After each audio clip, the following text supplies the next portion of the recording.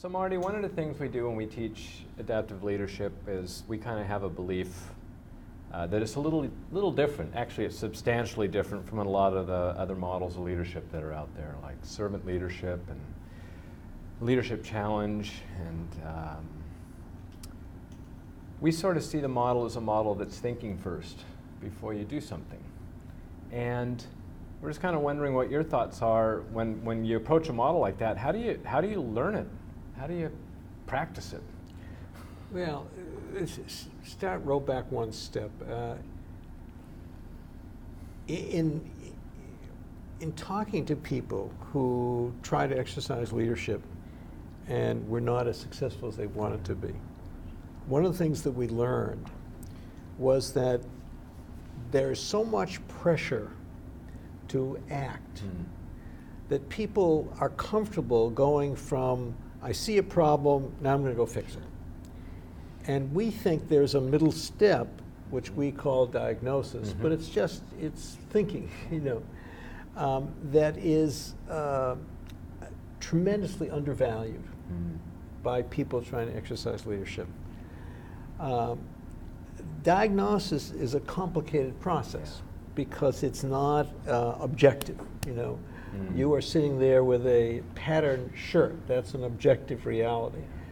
What that says about how you were brought up as a child is something, trying to understand why you picked that shirt. What does it tell me about you? What does it tell me about where you are? What does it tell me about what you felt when you got up this morning? That's a much more squishy subject. And yet, if I'm going to try and get you to wear a less loud shirt, I've got to understand what that shirt comes from, right? And that is the diagnostic part. So you've got two factors working here against what you call thinking, what I would call diagnosis. The first is that everybody wants action. The system, there's tremendous pressure in the communities in which we work and play to do something, get something done. Absolutely. Don't just stand there and do something. Solve the problem. Right? And so that's working. And the second is that diagnosis and thinking are more subjective. They're squishier. They're not concrete. There's no certainty. There's ambiguity. So both those things work against it. We spend a lot of time with people trying to help them develop their diagnostic skills, which is in itself a complicated process. The metaphor which you and I have talked about before of getting on the balcony of this, which is a skill, this capacity for being in the action and standing back and watching at the same time, including watching yourself, which is something you can practice all the time. As you and I are sitting here right now, there's a conversation in your head which is in addition to the listening, and there's a conversation in my head, to recognize that conversation and not have it to be a diversion, that is, what am I going to do for dinner tonight, but to have it to be part of what's going on here, and am I talking too much, and should I be pulling back and letting Kendall ask another question, that process, that skill is something that you can develop, you can learn, you can practice it every day, you can practice at the dinner table, you can practice at a meeting, you can practice in the workplace. So I think you can practice the skills of diagnosis. The problem, and one of the reasons I think people shy away from the diagnostic and interpretive part of leadership, is that when you do try to understand what's going on, you make an interpretation of the set of facts before you. You try to make meaning out of them, try to make a story out of them. If they are shared facts, everybody is going to have their own story. That is, everybody's going to have a hypothesis about why you put that shirt on this morning. You're going to have your own story. Tony's going to have one. Fidel's going to have one. I'm going to have one. We're all going to have stories about why you put that shirt on. And if I want to try to get you to not wear that shirt tomorrow, right? I'm going to probably have to challenge the story that you're told yourself about why you put it on. Now, it may be, for example, that it was a shirt that your mother gave you last Christmas, right? And trying to understand that for you to change that shirt, not wear that tomorrow morning, would actually be dissing your mom, right? is very different than saying it doesn't go with that jacket, right? It's very different, because that's not why it's there. And yet, for me to say that you should dish your mom is a very provocative thing, right? Yeah. So the problem with getting good at diagnosis is that you begin to challenge people's stories of why the world is the way it is, and the way it is. And people don't like you to challenge their stories. As my mother used to say, this is my story and I'm sticking to it, right? And she would say that at a point in our arguments where she didn't want to hear the damn facts anymore. She wasn't interested in the facts. This is the way the world works, and I don't care about the facts.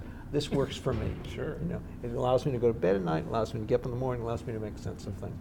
So I think that's where this, what you call thinking, why it's so difficult to get people to concentrate on.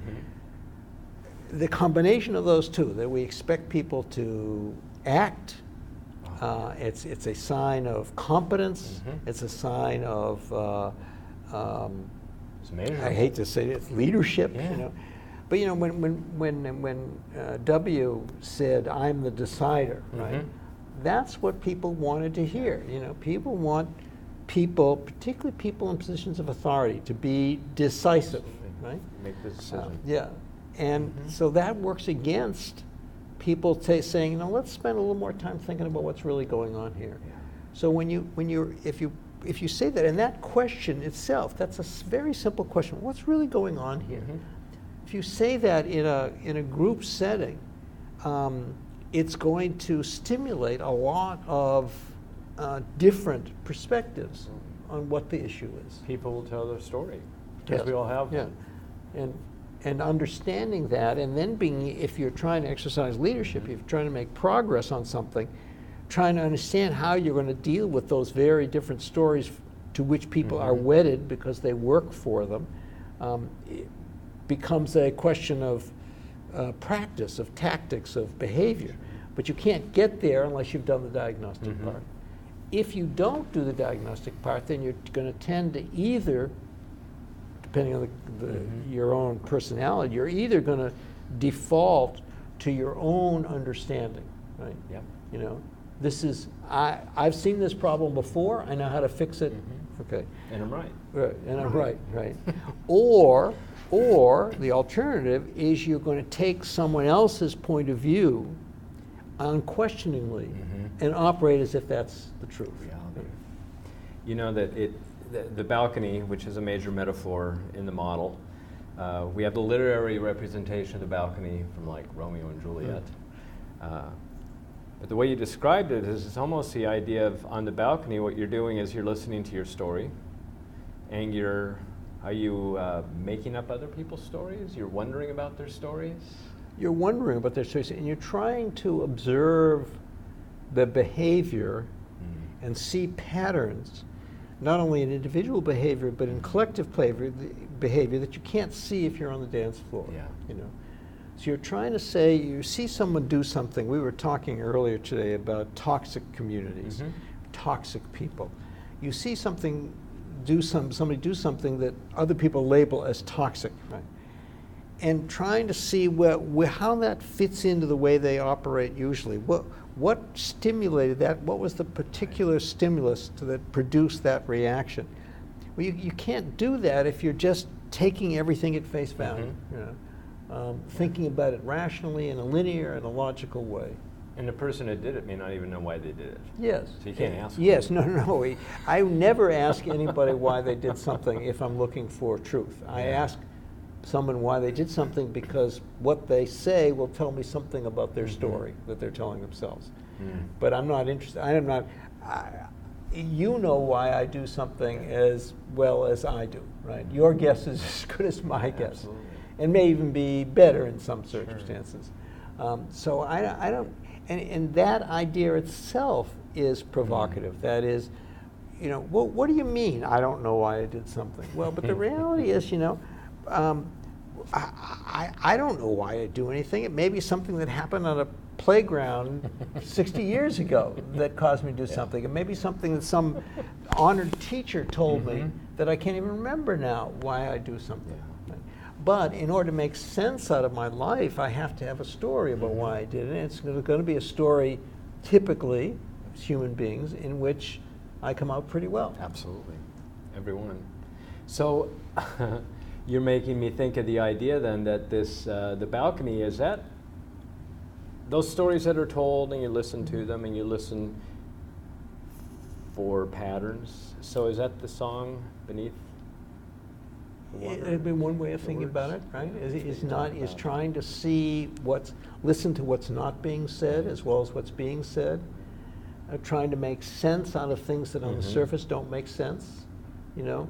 So when something doesn't make sense to you, trying to say to yourself, not this doesn't make sense, but how could it make sense? What would be a way of connecting it so it does make sense? So you're hallucinating, coming up with all kinds of ideas. And there is a kind of a brainstorming, and we try to encourage people, for example, to take one of the manifestations of it, we try to encourage people to be willing to hold contradictory interpretations together at the same time. You know, that is, it's okay if you are committed to two things that are inconsistent, right? Because you're trying to figure out what's really going on here, and you're testing, and you're trying to assess what people's reactions and see what the data tells you. So it is a provocative process, and it's both provocative in terms of the people who are on the other end of it, and it is provocative to individuals because we try to make things clean and neat and sensible ourselves. Yeah. Human beings need to make sense out of things. So one of the other pieces that is talked about with the people we work with is along the idea of conflict. And one of the approaches we'll sometimes take is we'll even say that, you know, in this model, this way of thinking and leading, is that conflict's not like a goal. You don't wake up in the morning going, I can't wait to have a conflict today. What we do try to guide people to is the idea that when we do have conflicting ideas, when we do have values that come into clash, when we try to move groups of people and change behaviors and practices, there'll be conflict. Yes. It's like it's like a collateral outcome of trying Or to push it's a necessary prerequisite. That is, you know, a car can't move unless there's friction, right? But nobody builds a car to create friction. You build a car to make progress, but you can't get there without the friction. Yeah. And when people say to me, hey, Marty, this is going to be a win-win, then I know that nothing really important is going to happen, you know. And yet I understand the impulse. You know, people want things to be win-wins. But my observation is that when things are win-wins, that means that the underlying issues are never addressed. Oh, absolutely. So the idea of conflict, what's I don't know, I guess the question is sort of along the line of what's been your experience as far as how do we get people to want to navigate and succeed in this area of conflict, discomfort, whatever it is? I think there are a couple of things that come to mind when you ask that question. First, it helps to remind people who are in difficult straits, which may be in conflict situations, of why they're doing what they're doing. Because it's easy to forget what your purpose is when all you want to do is stop the fighting. You know, calm down, calm the waters. Yeah, can't everybody? Why can't we all get along? Right. And it's important to remind yourself at that point that this is hard, but I'm doing this because it's going to lead us somewhere. Right. The second idea, in order to help people deal with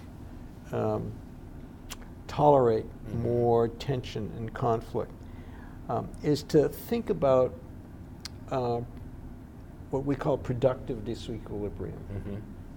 That is, there is plenty of conflict that is totally unproductive, in fact might even be diversionary, right? So when a group blames let me give you the obvious example. The conflict between Hitler and the German and the Nazis and the Jews was a diversion. It was a way of Hitler being able to say to the German people, our problems are not our problems. If we get rid of these bad people, everything will be okay. There's nothing productive about that. Similarly, with this idea that there's a range of productive disequilibrium, there is a point at which people would prefer to blow up the system than tolerate the heat. So if you are generating conflict, if you're generating heat, you've got to be conscious of where that point might be by paying attention, by trying to read the community, by seeing where people's are. Now, the last point I would make, which I think is, particularly for people in the education business, although I think it may be in the law enforcement business too, the capacity or the willingness to not be liked in the moment, to have people angry at you. That's taking the energy. Yes, because that's right, it's a very Zen idea. Because most people don't want to be not liked. They certainly don't want to be not liked by people who are part of their community. It's easy to be not liked by the enemy. You know, True. You know, we see that in politics all the time. There's nothing that, you know, we're having this conversation in the middle of the craziest presidential election in my lifetime. And if you watch Clinton and Trump, there's nothing hard for them about getting the people who aren't going to vote for them angry at them. In fact, it reinforces, it reinforces their sense of their own righteousness, you know. What you don't see from the candidates is getting their own people angry at them. That's a very different situation. So this willingness, this willingness to not be liked in the moment, to have people upset at you in the moment, is, I think, a part of the secret sauce. And for some people, that's much harder than for others. So for people who we work with who are trying to develop their capacity to tolerate people being angry at them, because once you indicate, once you signal to people that I want to be liked, I want you to like me, then all they have to do is say to you, I don't like you, and you're going to back off. You're triggered. Right. And so it presents a huge vulnerability. And if you can get yourself in a place where you can take that heat and that antagonism and see it not as personal, but as a reflection that you're touching something deep and important with people, that will help, I think, get you through it. So the idea is that when we're in this realm, this experience of conflict, discomfort, disequilibrium, are we comfortable? Are we uncomfortable? I think different people are wired in different ways. The people for whom it's, I mean, some people like to have people angry at them. It's their self-identity. But for most human beings, in my experience, they don't like to have people angry at them. And so it is uncomfortable. It's hard to have someone, you know, that's why teenagers look at their parents and say, Daddy, I hate you, you know? And go right for the heart. It's very hard to tolerate that, and it's very hard to stay focused on this is why I'm setting this curfew, and I know this is going to piss you off, and yet I think there are a lot of parenting analogies that are really and I find when I work with people, those people who have parented several kids and have gone through all the roller coaster ride of parenting, some of that stuff connects with them more because they've gone through the experience of having their kids be angry at them when they know they've got to tolerate and sit with that anger. Can't smooth it over, can't make it nice. So when I think about when there isn't conflict or disequilibrium. And I'm, kind of thinking of a school or in the classroom. Like when you're having a good day, you're resourceful, you're mindful, everything's smooth. You're humming along. How do we get people to hum along when they're the ones with intention turning up the heat to cause enough productive disequilibrium so people change, people respond, and knowing that there's all that heat in the room and all that discomfort with a bunch of people, that there is resourceful and conscious and... Well, I think it goes back to what you were saying at the beginning of this conversation, which is conflict is turning up the heat, and conflict are not goals, they're not ends, and they have to be purposeful. And so when things are, I know my wife can't stand the house being normal, and she looks around for something to fix up, to redo, move the pictures around, do something. There are some people who don't like calm, right? And I worry sometimes that people who think they're exercising leadership are stirring things up for the sake of making them feel like they're in the midst of action. Absolutely. Absolutely.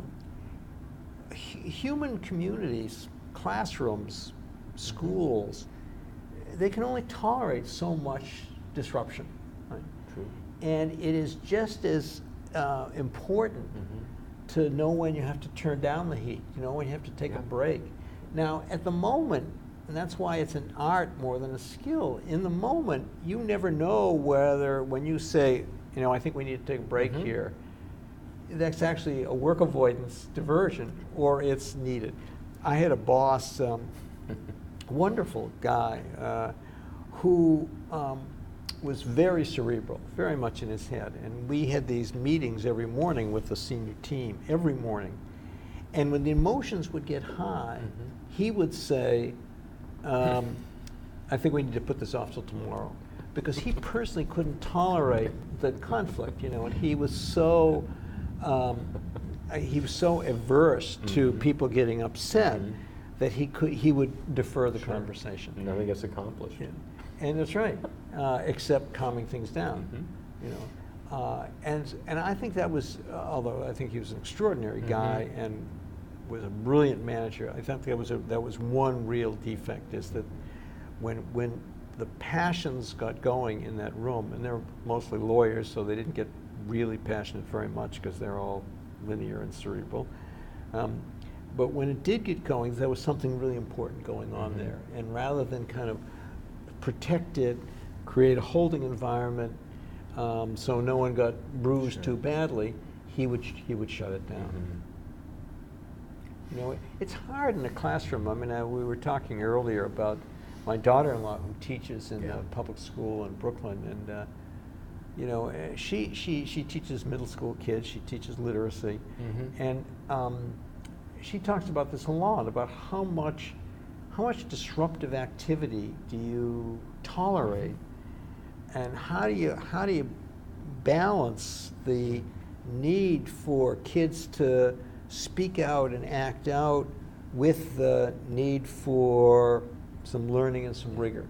And it is an art form. It's not, there's no rule book, I don't think. You can't say do this, and so do that. Going back to your question of how do you teach people, I think it's about experimentation. It's about trying stuff and not being committed to what you're trying. That's right. So if you're in a classroom and you decide you want to calm things down, that there's too much going on, and you do something, to think of it not as, well, I've solved that problem, but to think of it as, I'm going to try this, let's see if it works. Just stand back and watch, observe. I'll learn something about that. If it doesn't work, I'll make a mid-course correction, or I'll try something else, or I'll pull back. I find that's helpful to me, is to think of myself as not solving a problem, but as running an experiment. When you said that, what popped into my mind was oddly enough, kayaking in a river. Oh, interesting. there's no single path Yeah. down that river, and There's no when right you're- path. No, you're going over rapids, you're going here, you're going there, and you're making adjustments all the time. And the way it worked yesterday may not be the way it worked today. Absolutely. So if you say, this worked yesterday, I'm going to do it again, even though the data suggests that, you know, that's nice. I'm not a kayaker, but that makes sense to me. I'm not either. But that That's idea, never stopped you before. that idea, though, that I don't know if it's innovation, I don't know if it's creation, experimentation probably is the best word. That you're trying things, and you're watching, and you're thinking, and you're waiting to see what happens, and then responding in the moment again with another course correction. Right. Because there isn't I a way. think the spirit, the language of experimentation, although I find in organizational life, people don't feel comfortable with you standing up at a meeting saying, I don't know what the hell we're going to do here, but I'm going to run an experiment. Right. You know? So it's how you publicize it is a different question, how you communicate it. Yeah. But the spirit of experimentation, I think, is right. You know, that is, I can try more than one things at the same time. I can make more mid-course corrections. There's no such thing as failure because you learn something every time. You know, I think that's a really useful way of thinking about this process. Well, it makes me think about the idea that these challenges that we have, that are adaptive challenges, where you've got, you know, knowledge and skills aren't sufficient. There's other things that have to shift. One of the things that came up in one of our sessions was the idea that one of the other reasons something is adaptive is because we actually don't have the answer. Right. We have to create it, innovate, experiment, create it, which runs against that idea of the leader knowing, like I know what to do. Well, and you know, in the education space, what I see a lot is people so focused on best practices that it becomes almost an excuse for not taking responsibility to try to invent the future. And I think in a rapidly changing world, in a rapidly changing environment, every teacher, every school principal, every school superintendent has some responsibility for inventing the future. And if they are going to, and that's scary business, right?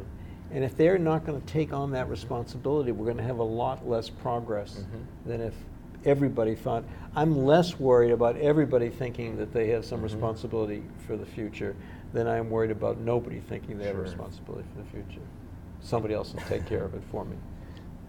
And that sort of, it takes us back to the idea of conflict. So you have these challenges in the school, whatever they are, from attendance to grades to achievement, and there's no existing solution.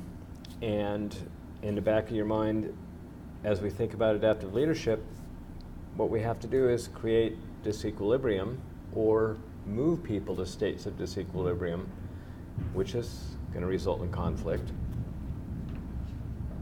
and get them to do things they've never done before, think of things they've never thought before. And somehow we have to be resourceful moving through that and not get vapor locked along the way. And to try to create enough of a holding environment so people don't feel unduly at risk by trying something that they've been telling people they would never do and is against the ethics or the norms or the culture of the world in which they are. I see it a lot in my little window into the education world is as the chair of the board of a charter management organization. And I see it a lot in the tension between the charter schools and the public schools, but I also see it in the charter school business, because charter schools were and continue to be an experiment. Absolutely. You know? And there have been a lot of successes, and there have been a lot of not so much successes. And it's an experience that I had myself with the network that I'm involved with, where the team made a decision to completely change the educational paradigm the schools had developed as their original paradigm. And it was a very courageous decision, I thought, because things weren't terrible, but they weren't going well enough. And the teachers, it was very tough for the teachers because they had just learned a whole way of doing business, and now they had to learn another way of doing business, and there was some pushback for them. And the senior team hung in there, gave them an enormous amount of support, and I think that goes back to the holding environments thing. They gave them an enormous amount of support, and they were very empathetic to what they were asking them to do. And I think we're on the other side of that now, but it was a very tough process and very gutsy, I think. So you referenced the holding environment a couple of times, and I'm curious about, I guess, the word I have is scale. Thinking about the scale of the holding environment. Is that the whole school's a holding environment, or are you creating small pots? I think yes and yes. I think it depends on the situation. And if you're the school principal, it depends on what the problem is that you're trying to deal with and make progress on. It depends on how antagonistic the people with different perspectives are to each other. It depends. One of the resources that people in authority have, as you and I have talked about a lot, it is in some ways harder to exercise leadership from a position of authority than from a position of no authority. But one of the resources that you have as a person of authority is that you can usually decide who comes to the meeting. That's a bit of a metaphor. I mean, it's literal, but it's also a metaphor. You can decide who's inside the circle or not. And to make that decision thoughtfully and strategically in the light, again, it's like the kayak thing. There's no right answer as to who should be in the circle.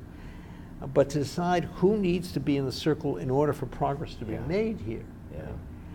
So, for example, one of the things that we encourage senior authorities to do is to make sure that the dissenters are in the circle.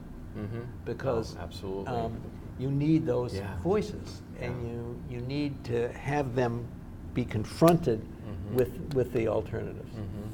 Yeah, it's fun to work with schools or any organization, and when they talk about forming a team or a committee or bringing people on, to ask them, well, which people are you bringing on that you don't care for? Yes, right.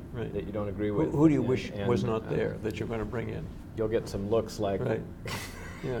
We can't have her at the meeting because she's always just a naysayer. Absolutely.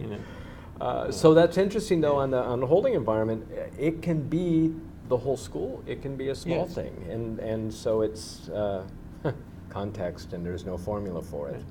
And that's why we were talking before about how this is a retail business. It's a customizing business. It's not a wholesale business. It's not standing up on the top of a mountain pontificating. No. It's about going back to original conversations, about trying to be disciplined about the diagnosis, and then disciplined about running some experiments to try to make progress and see what's going on. So one of the things we do when we're working with people in schools is we don't always have the top dog in the room. In the org chart, we've got the equivalent of middle managers and beyond. And so we hear things like, hey, I'm not the boss, or is not going to want to do my idea, or they already have some idea in place, they're just not telling us. It's all that naysaying sort of thing and passing it off. And the reason I ask the question this way is because our approach is that thinking adaptively and creating a culture of adaptivity in a model of adaptive leadership is really for anyone in there. It's not for the top dog. So I'm just wondering, when you think about the middle management group, if you have suggestions. Well, let me start from the big picture, which is that from our perspective, you can exercise leadership from any position, from any role. What's important is that you understand what resources you have in that role and what the constraints are.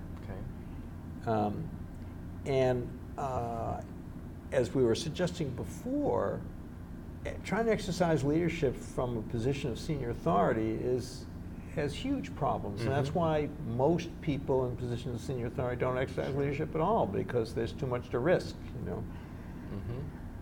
But when you're in a middle management position, the way you exercise leadership has to be really different. So, for example, to take the most obvious kind of example, it's really stupid to try to do it alone. Because you are much more easily marginalized when you are not in a senior authority position by speaking out. So to use this as both literally and a metaphor, if you are going to deliver a message to your boss that she doesn't want to hear, to deliver it one-on-one is completely different than delivering it the same words with 15 other people in the room. Completely different, right?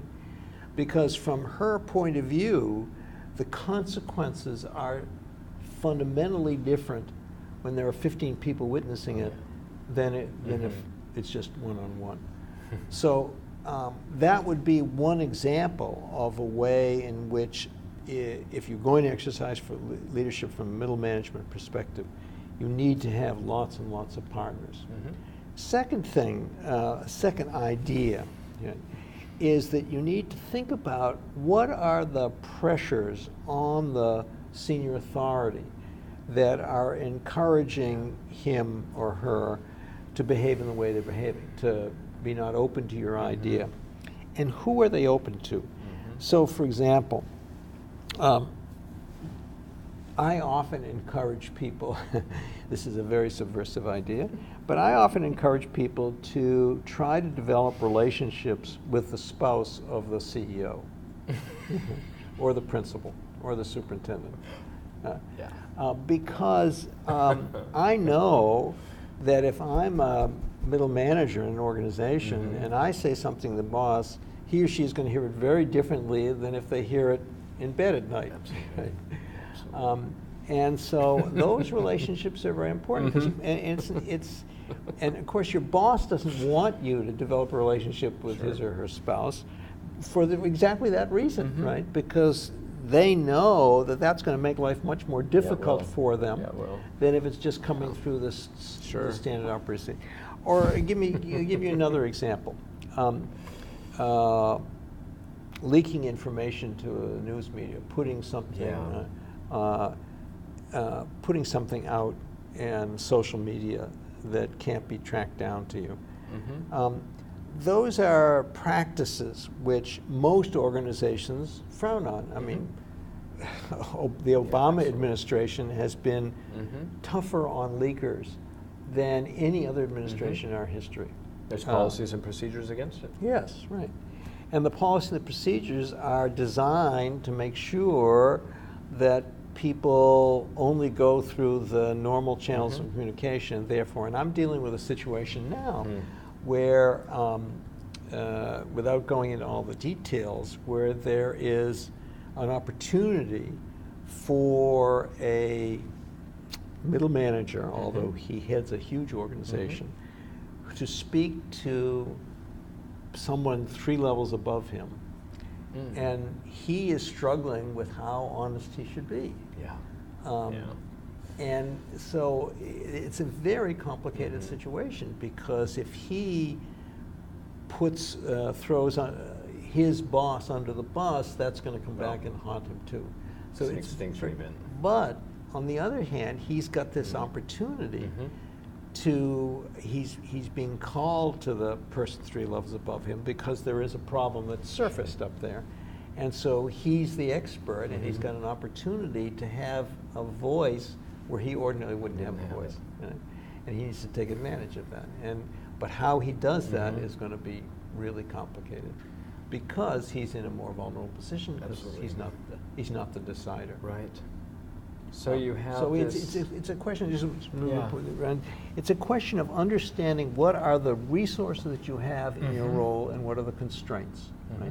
So I used to spend a lot of time with city managers, and when they would ask me whether they should do something or not, I would say, which the city council wasn't going to love, I would say, how big is your severance package? Not I'm assuming they're going to get fired, but the bigger your severance package is, the more running room you have. Sure. So when you take a new job, right, the harder it is for them to get rid of you, the more running room you have. You know, and you need to know that. You need to understand how at risk you are. So, you know, my son, my middle child, has a 3-year contract in his organization. Okay. And, you know, we talk about this all the time. There are things he can do in the first year of the 3-year contract that he shouldn't do in the 3rd year of the 3-year contract. Absolutely, won't get renewed. Right. So, so we're in schools, and so we don't have severance pays. Yes. We don't have contracts like that. But you just put a new thought in my head, and it's along the idea that, in a way, maybe people that are not the principal, everyone else, should actually be thankful that they're there because they can exercise leadership. Yes. In a way that might be inhibited when you are the organizational leader. And in fact, maybe they're boss. We don't want to use the word leader for yeah, position. that's true. No, sorry. So, go ahead. Well, I you know, I think about tenure in the education system. And the purpose of tenure was to allow people to be wild and crazy, dissenters and critics and throw hand grenades and experimenters and take risks. And you know, I don't know. You and I haven't discussed this, but I don't know what your feeling is about all the constraints on free speech that are now spreading across college campuses, triggers and micro triggers and warnings and.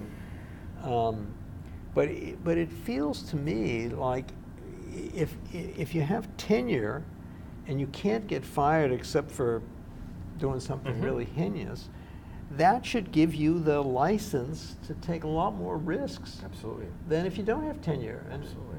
Feel that seems that's part of assessing your situation. And if you use that tenure to go to sleep instead of exercise leadership, shame on you. Don't blame the people at the top. Don't blame the people at the top, because that's the easy way out. It is. It is. So when you have a school like we work with, where you have leadership teams that are made up of teachers and some administrators and staff,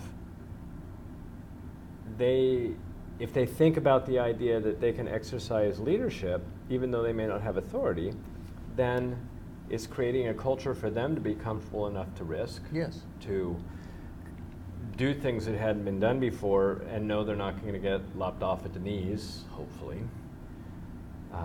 But it's not about taking gratuitous risks. It's about taking smart risks in smart ways. Yeah. And so if you are not the right person because of your position or because of your reputation or because of the way you're packaged, to surface an idea, then find the person who is. Don't, you know, self-righteously surface the idea knowing that it's not going to fly coming from you. Yeah, no, that makes sense. And it's just, I have to ponder this one around that idea of how are we even going to approach principles around an idea of thinking about and talking about the idea that other people will be exercising leadership, and in fact you might not be exercising it the way you thought. Yes, and what you can do as a school principal is you can create that holding environment to protect the people who are taking the risks.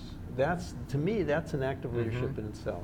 And I think that's one of the gifts that you can put in your leadership team. They can be in the holding environment. A smaller group within there, create those little innovations that they can try, they can create, and approach things in a way that's different. Yeah, that one I'm going to have to think about. Thank you.